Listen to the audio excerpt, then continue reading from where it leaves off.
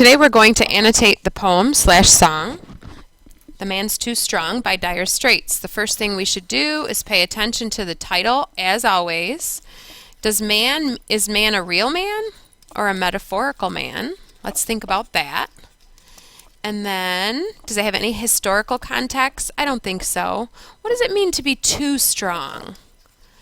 Does he break something? Is it physical? And then we should look at the year. Is there a year? There's no year, so we can't put any historical significance to it.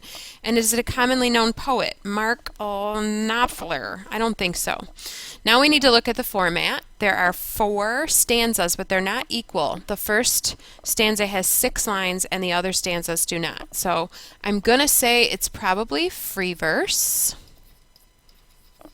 And then the other big things we always need to worry about are tone, message,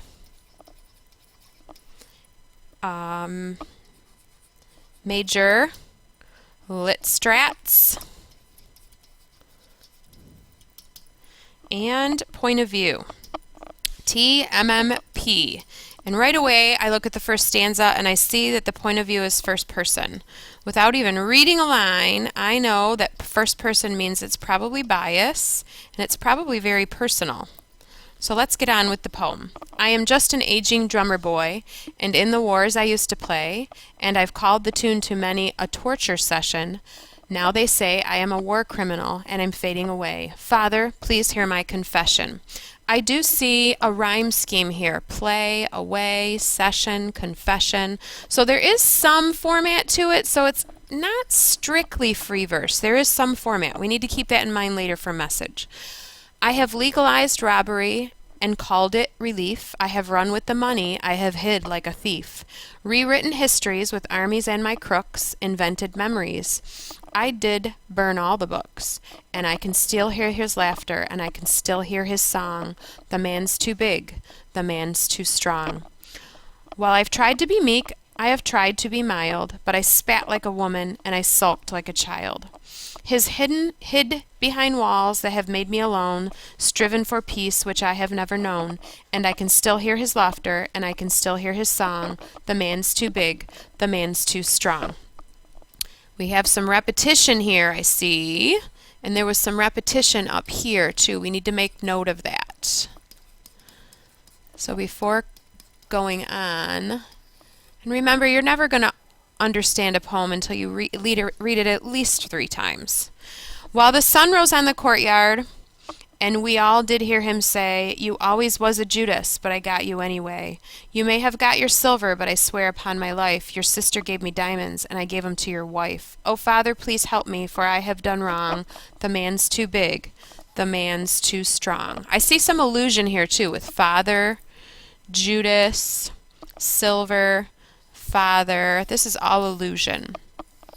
When I first read the first stanza, I thought he meant his own father, but then when I got down to Judas, I knew it had to be biblical. So the tone of this poem is quite defeated. This speaker does not feel good about what's going on. He feels beaten by the man. And I think the man is metaphorical for big government or something, like the man that you hear of in social studies. So perhaps the message is the speaker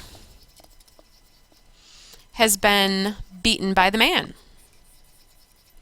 And he feels guilty for the things he tried to do to beat the man, and that's what he's asking for forgiveness for, the man. The major literary strategies we've already pointed out: repetition, allusion, and it's a narrative. This is a story. This guy's telling a story. I would like you to keep going and annotate some more and come up with a thesis. What would be a good thesis question for this poem? Through what you finish the thesis. Literary strategies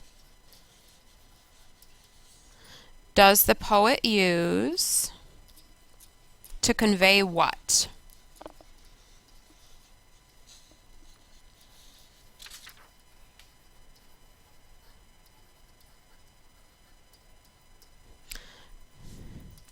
come up with that, and we'll discuss.